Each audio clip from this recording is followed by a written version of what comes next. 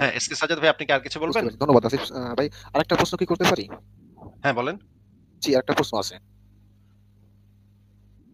আচ্ছা, আমরা জানি যে ইসলামিক মতে যদি কারো বিয়ে না হয় তাহলে সন্তান নাকি জারজ হয়।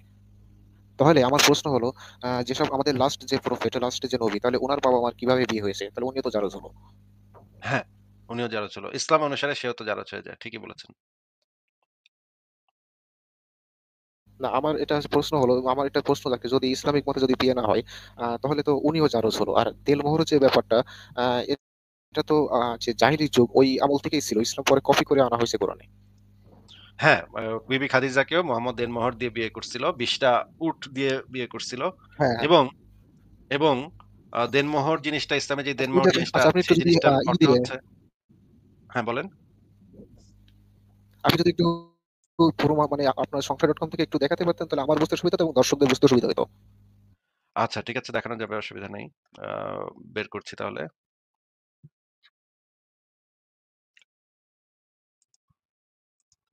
ইসলাম অনুসারে দেনমোহর জিনিসটা কি সেটাও একটু বলে দেই। ইসলাম কারণ আমি অনুসারে অনেক দেনমোহর একটু শুনে নেন, একটু শুনে নেন। ইসলাম অনুসারে দেনমোহর জিনিসটা হচ্ছে নারীর লজ্জাস্থান ভোগের মূল্য। আ এ দেনমোহরকে বলা হয় নারীর লজ্জাস্থান ভোগের মূল্য পরিশোধ করা। এই জিনিসটা হচ্ছে ইসলামে এই দেনমোহরের সংজ্ঞাটা হচ্ছে এইটা। আ আমরা তাহলে দেখি যে দেনমোহর প্রথা মুহাম্মদের মানে ইসলাম আসার আগে থেকেই আরবে প্রচলিত ছিল। এই যে এইটা যদি আপনি আ সিরাতুন নবী খন্ড ১ পৃষ্ঠা নাম্বার ১৭৮ এবং আ এই পৃষ্ঠা নাম্বার ১৭৮ এইখানে দেখেন, এখানে দেখবেন আপনি যে ইবনে হিশাম জানান রাসূলুল্লাহ সাল্লাল্লাহু আলাইহি সাল্লাম খাদিজাকে ২০ টি তরুণ উট মোহরানা হিসেবে দিয়েছিলেন। দেখা যাচ্ছে ভাই? সাজ্জাদ জি, ভাই? আমি একদম পরিষ্কার দেখতে পাচ্ছি। বাট মিউট করে রেখেছি, আমার বুঝতে সুবিধা হবে। আচ্ছা। ঠিক আছে। আর কি কিছু প্রশ্ন করবে? আর কি কিছু জিজ্ঞাসা আছে? আ আচ্ছা, আরেকটা সামান্য প্রশ্ন করে আমি শেষ বিদায় নিই। আল্লাহর আরশ নাকি আল্লাহর আরশের ব্যাপারে একটু বলবেন? জানেন আল্লাহর আরশ নাকি অনেক বড়। আর তাকে বহন করে আছে ৪ জন ফেরেশতা। তো আমার ৮ জন ফেরেশতা। নিজের ৮ মনেই জন প্রশ্ন ফেরেশতা আরকি। ৮ সরি, জন ফেরেশতা আল্লাহর আরশকে সরি, ৮ জাগায় জন রাখছে। ফেরেশতা। সেটা অনেক ভারী, এত তো ভারী ওই যে সময় সেটা কি আবার মচমচ করে। মাঝে, মাঝে মচমচ করে, হ্যাঁ? অনেক ভারী। আল্লাহ অনেক মোটা তো জি, এইজন্য অনেক মানে ওজন তো আল্লাহর এইজন্য অনেক এটা আচ্ছা, আই নো মচমচ স্যার। করে। আই নো, আমি এটা বুঝতে পেরেছি। বাট আমার মতে হচ্ছে যেটা, ১৪০০ বছর আগে উনি তো মূর্খ ছিল যে লাস্ট প্রফেট। তো উনার মাথা থেকে এইসব উদ্ভট আইডিয়া ছাড়া আমার মনে হয় না যে আসতেই পারবে। যেমন এখন যদি আমরা কল্পনা করি, আমরা যদি কোন সৃষ্টিকর্তা থাকে, তাহলে আমরা যদি এখন বই লিখি, তাহলে আমরা লিখব যে সে কোন রোবোটিক চেয়ারে বসেছিল। আর আর কোন এবং ভাই ভয়েস কমান্ডের মাধ্যমে এবং ভাই সে কাজ করে। ভাই মজার বিষয় হচ্ছে যে মহাশূন্যে তো কোনো কিছু নিচের দিকে পড়ে যাওয়ার কোনো ভয় নাই। ওইটা তো বাতাসে আকাশে এমনিতেই ভাসতে ভাসতে থাকবে, তাই না? না, ওইটার তো মহাশূন্য যদি পড়ে যেত, তাহলে আমাদের পড়ে পৃথিবীও যাওয়া পড়ে যেত। মানে ওই যে জাগায় রাখা, একটা জিনিসকে জাগায় রাখা, ৮ জন ফেরেশতা দিয়ে জাগায় রাখা, এই কনসেপ্টটাই তো হচ্ছে পৃথিবীর কনসেপ্ট। মানে একটা গ্রহ, সেই হ্যাঁ, গ্রহটার হ্যাঁ, একটা হ্যাঁ, হ্যাঁ। মাধ্যাকর্ষণ বল থাকবে। সেই মাধ্যাকর্ষণ বল থাকলে এই জিনিসটা অ্যাপ্লিকেবল। কিন্তু মহাশূন্যে তো এটা অ্যাপ্লিকেবলই না। মহাশূন্যে তো জিনিস এমনি, এমনি ভাসে ইয়েস, ভাই। মানে ইয়েস। মানে যদি মানে আমরা যে আমি এটা নিয়ে স্যাটেলাইট তর্ক গুলা করেছি। পাঠাই আমি এটা নিয়ে তর্ক করছি কিছু চুনাহাগা মুসলিমদের সঙ্গে। তো তাদের প্রশ্ন হচ্ছে, আমি তাদেরকে এইভাবে বুঝেছিলাম, যদি মহাশূন্য যদি পড়ে যেত, আল্লাহর যে চেয়ার বা আসন যেটা পড়ে যেত, তাহলে তো আমাদের পৃথিবীও টুক করে পড়ে যেত। না, পৃথিবী তো ভেসে রয়েছে না? যেমন মঙ্গল গ্রহ, চাঁদ, এসব তো পড়ে যেত। হ্যাঁ, এগুলো তো পড়ে যাচ্ছে না তো। আর আল্লাহর আরশ এভাবে পড়ে যাবে কেন? কোথায় পড়বে? আহ, পড়ার তো জায়গা নাই কোথাও। এটা তো আকাশে ভাসতে থাকবে। মহাশূন্যে তো সবকিছু ওইভাবে বলতে ভাসমান অর্থ হলো, অবস্থায় থাকবে। ওইভাবে আমি এমন এলাকার মধ্যে এখন এমন আছি যে, মনে করেন আমি যদি এখন প্রচার করি, আমি কিছুটা প্রচার করার চেষ্টা করেছি এসব নিয়ে, কিন্তু আমাকে মেরে ফেলার হুমকিও দেওয়া হয়েছে। তো এখন জীবন সংশয় নিয়েও আছি। আচ্ছা তাহলে এগুলো নিয়ে কথা বলেন না। কথা বললে তো ভয়ংকর অবস্থা হয়। এটা আপনি নিশ্চয়ই জানেন, বোঝেন। ঠিক আছে সাজ্জাদ ভাই তাহলে আজকে আপনাকে আল্লাহ বিদায় বলুন। জানাই আমরা। ঠিক আছে আপনি অনেকক্ষণ পরে আপনার বসা। শোনেন ভাই। আপনাকে তাহলে বিদায় জানাচ্ছি। পরে আবার কথা হবে নিশ্চয়ই আপনার সাথে। কিন্তু দেখেন আপনারা এই জিনিসটা চিন্তা করে দেখেন। আল্লাহর আরশ নাকি ৮ জন ফেরেশতা নাকি জাগায় রাখছে। হ্যাঁ? এখন ভাই মানে আবার নাকি ওটা মস করে নাকি শব্দ করে। হ্যাঁ? এটা নাকি আবার কিয়ামতের দিনে নাকি ওইটার ওই ৮ জন ফেরেশতা জায়গায়, জায়গায় নিয়ে আসবে পালকির মতো। হ্যাঁ? ওই মুহাম্মদে নিশ্চয়ই কোথাও দেখছিল কোন রাজা বাদশা মানে হয়তোবা কোন এলাকার কোন সম্ভ্রান্ত লোক ওই পালকিতে কইরা এদিক ওদিক যায়। দাসেরা তারে জায়গায়, জায়গায় নিয়ে যায়। এইটা দেইখা মুহাম্মদের মাথায় ঢুকছে যে আল্লাহ নিশ্চয়ই আরো বড় পালকি আছে আল্লাহ পাকের। এই পালকিতে কইরা ফেরেশতারা তারে জায়গায়, জায়গায় নিয়ে যাবে। ভাই কি অদ্ভুত কথা ভাই। কি অদ্ভুত কথা আল্লাহর আরশ মানে আলগাইতে ৮ জন ফেরেশতা লাগে। একজন ফেরেশতা নাকি এত বড়, এত বড় আপনাদেরকে আমি সেই ভিডিওগুলো দেখাচ্ছি। যে আল্লাহর আরশ নাকি এত বড় এটার জায়গাতে নাকি অনেক একটা ফেরেশতার এত শক্তি লাগে। মানে এই রকমের উদ্ভট মানে গল্প কাহিনী এই মোহাম্মদ গাদার বাচ্চা তো এগুলা বুঝতো না। মোহাম্মদ গাদার বাচ্চা তো এগুলো বুঝে নাই। ঠিক আছে, আমরা একটু দেখি এবং সেটার সাথে আমরা ভিডিও দেখব। ভিডিও সহ দেখব আল্লাহর আরশ কত বড় এবং কত বিশাল এবং সেটা কত ভারী এটার যেটা জন্য আ আ মানে মচমচ করে। আমরা একটু দলিলগুলো আগে একটু দেখে নিই। দেখেন আপনারা। আ এটা হচ্ছে সংশয়.com থেকে দেখাচ্ছি। জ্ঞানকোষ পাতাতে আপনারা পাবেন। আল্লাহর আরশ মচমচ করে কাঁপে। দেখেন আল বিদায়া ওয়ান নিহায়া গ্রন্থে যে জিনিসটা বলা আছে ১ম খন্ড পৃষ্ঠা ৫৫। আ তিনি বলে আবু দাউদ ইমাম আবু দাউদ সাহাবী জুবাইর ইবনে মুতিম সূত্রে বর্ণনা করেন যে তিনি বলেছেন জনৈক বেদুইন একদা আল্লাহর দরবারে এসে রাসূলুল্লাহর দরবারে এসে বলল, "হে আল্লাহর রাসূল মানুষগুলো সংকটে পড়ে গেছে। পরিবার-পরিজন অনাহারে দিনপাত করছে এবং ধন-সম্পদ ও গবাদি পশুগুলো ধ্বংস হয়ে গেছে। অতএব আপনি আল্লাহর নিকট দোয়া করুন। আমরা আপনার উসিলায় আল্লাহর নিকট সাহায্য প্রার্থনা করছি।" এই কথা শুনে মুহাম্মদ চেতে গেছে। বলতেছে দেখেন, "ধিক তোমাকে! তুমি কি বুঝতে পারছো কি বলছো?" এই বলে রাসূলুল্লাহ অনবরত আল্লাহর পবিত্রতা বর্ণনা করতে থাকেন। এমনকি আ আ সাহাবীগণের মুখমণ্ডলে তার প্রভাব পরিলক্ষিত হয়। এরপর তিনি বলেন, অর্থাৎ ধিক তোমাকে! আল্লাহর উসিলা দিয়ে তার সৃষ্টির কারো সাহায্য প্রার্থনা করা চলে না। আল্লাহর শান অনেক ঊর্ধ্বে। ধিক তোমাকে! তোমার কি জানা আছে যে আল্লাহর আরশ তার আকাশসমূহের উপর এভাবে আছে? বলে তিনি আঙ্গুলিসমূহ দ্বারা ইশারা করে গম্বুজের মতো দেখান। তারপর বললেন, অর্থাৎ বাহন তার আরোহীর ভারে যেমন মচমচ করে ওঠে, আরশও তেমনি মচমচ করে ওঠে। হ্যাঁ? এই ইমাম বাদশাহ তা এক বর্ণনায় বলেন, এর বর্ণনায় বলেন, আল্লাহ আছেন তার আরশের উপর, তার আরশ আছে তার আকাশসমূহের উপর। দেখেন, এই বেটা একটা বেদুইন বেটা গেছিল মানে একটু বৃষ্টি পড়ে না, এজন্য একটু দোয়া-টোয়া করতে। নবী একটু দোয়া-টোয়া করে দেন। আমাগো এলাকায় বৃষ্টি পড়ে না। খুবই খারাপ অবস্থায় আছি ভাই। পরিবার-পরিজন নিয়ে অনাহারে আছি। ধন-সম্পদ, গবাদি পশু সব ধ্বংস হয়ে গেছে। আপনি ভাই নবী ভাই আপনি আল্লাহর কাছে একটু আমার জন্য একটু দোয়া করে দেন ভাই। আমার এলাকায় যেন একটু বৃষ্টি হয়। নবী করছে কি? নবী তো জানে যে আল্লাহর কাছে আল্লাহ পাল্লা বলে কিছু নাই। এখন ওই আল্লাহ পাল্লার কাছে তো দোয়া কইরা তো বৃষ্টি হবে না। এটা তো নবী ভালো করে জানে। এখন সে করছে কি এই কারণে চিতা গেছে। দেখবেন আপনি অনেক সময় একজন মানুষ উত্তর দিতে না পারলে বা একটা জিনিস মানে ভাবটাব নিলে, ভাবটাব নেওয়ার পর যদি সে ওইটা করতে না পারে তখন চিত্তা যায়, ক্ষেপে যায়। ক্ষেপে গিয়ে মোহাম্মদ বলতেছে যে, এই তোর তুই কেন এই কথা বললি? তুই কেন এই কথা বললি? এই কথা তুই জানোস বেটা আল্লাহ কত বড় তুই জানোস? তুই বুঝোস? এটা বুঝোস তুই?" এইটা বাংলাদেশের হুজুরদের ভিতরে এই জিনিস এই টেনডেন্সি দেখতে পাবেন।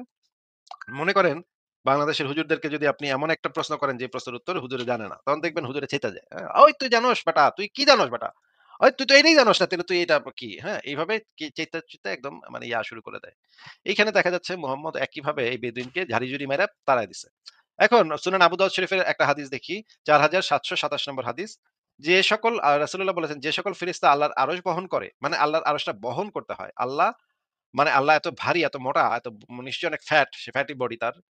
আ মানে এত মোটা তাজা মানে দেওয়ানবাগী পীর সাহেব যেরকম মোটা গোল, আল্লাহ পাকও নিশ্চয়ই এরকমের মানে মোটা এবং গোল।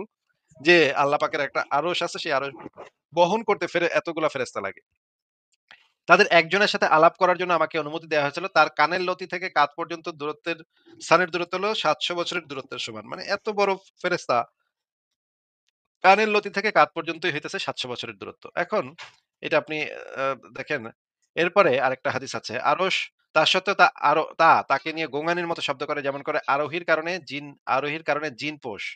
মানে আরশটা মাঝে মাঝে গোঙানির মতো শব্দ করে। দেখেন আবার বলা আছে, আ আল্লাহ যে সকল ফেরেশতার আরশ বহন করে একজনের সাথে এই যে। এখন সাদ ইবনে মুয়াজ যে লোকটা ছিল যে হচ্ছে বনু কুরাইজা গোত্রের যে দিছিল, হুকুমটা দিছিল, তার মৃত্যুতে আল্লাহর আরশও কেঁপে উঠছিল। দেখেন আল্লাহ কিন্তু আগে থেকে তার মৃত্যু আল্লাহই নির্ধারণ করছে। কিন্তু আল্লাহর আরশ নাকি তাতে কাঁইপা উঠছে। মানে মৃত্যুতে কাঁইপা ওঠা এটা তো হচ্ছে শকড হলে কোন মানুষ যদি কোন কারো মৃত্যুতে অনেক শকড হয়। শকড হওয়ার পর সে কেঁপে উঠতে পারে। দুঃখে, আবেগে, হ্যাঁ? রাগে, দুঃখে, আবেগে মানুষ কেঁপে উঠতে পারে। দেখেন এই হাদিসটা বুখারী শরীফ ইসলামিক ফাউন্ডেশন ৩৫৩১ নম্বর হাদিস। এখানে বলা হচ্ছে সাদ ইবনে মুয়াজের মর্যাদা এতই বেশি এটা বোঝাইতে এই হাদিসটা বর্ণনা করা হচ্ছে। যে আমি রাসূলুল্লাহ সাল্লাল্লাহু আলাইহি ওয়াসাল্লামকে বলতে শুনেছি সাদ ইবনে মুয়াজ এর মৃত্যুতে আল্লাহ তাআলার আরশ কেঁপে উঠেছিল। আরে! আল্লাহ তাআলার আরশ কেন কেঁপে উঠবে? এটা তো বুঝলাম না। আল্লাহ কি অনেক আবেগপ্রবণ হয়ে গেছিল? দুঃখ পাইছিল বা মানে কষ্টে কেঁপে উঠছিল? দুঃখ কষ্টে। কিন্তু আরে আল্লাহই তো মানে ওর মৃত্যুর হুকুমটা দিছে। ও নাইলে তো মরতেই পারত না। জন্ম মৃত্যু না আল্লাহ লিখে রাখে। তাকদীর বলতে আমরা যেটা বুঝি সেটা তো হচ্ছে আল্লাহ পাক এই জিনিসগুলা সম্পূর্ণভাবে নির্ধারণ করে রাখে। একদম পুঙ্খানুপুঙ্খভাবে এবং আল্লাহ পাকই মানে আজরাইলরে পাঠায়। এই মানে ইয়াটা করতে। তাইলে আল্লাহ যদি এটা নিজের ঠিক করে রাখে, সে আবার কেন রাগে দুঃখে কেন সে আবার ইয়া হবে? বুঝলাম না তো ভাই কথা। কথার তো কোনো আগা মাথা পাইতেছি না। আচ্ছা, আরেকটা ভিডিও আমি একটু দেখাবো। দেখেন একটু। আ না, এই ভিডিওটা না।